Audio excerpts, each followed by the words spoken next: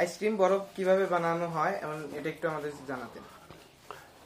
এর ভিতরে ময়দা দেওয়া আছে, এটা ছানা পানি আছে, বিস্কুট যাবে, বাদাম যাবে, কিশমিশ যাবে, আর মিষ্টির মধ্যে আছে আপনার সুডেস, মিষ্টির মধ্যে আছে হালকা একটু যাবে সাকারিন, হালকা এটা হালকা, আর একটা আছে ঘন চিনি।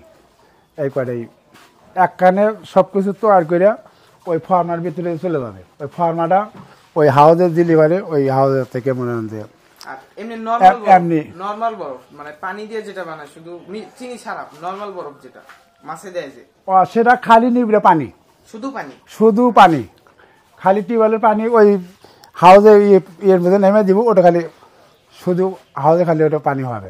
আইসক্রিম বরফ বানাতে কত সময় লাগে? আধা ঘন্টার মতো টাইম লাগবে। এটা গ্রাম অঞ্চলে বা হাট বাজারে এদের কাছে বিক্রি করা হয় 5 টাকা দামে, 10 টাকা দামে।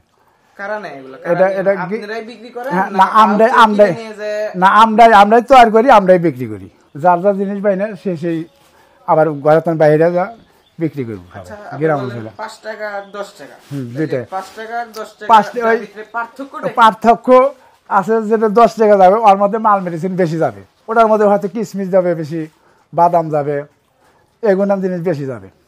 আর ওর মধ্যে বিস্কুট যাবে, দুধ যাবে, ওটা আর এটা নর্মাল হবে, এটা হলো হালকাভাবে খালি নারিকেল আর এই মিষ্টিটা ঠিকই যাবে, কিন্তু ওইগুলো জিনিস কম যাবে।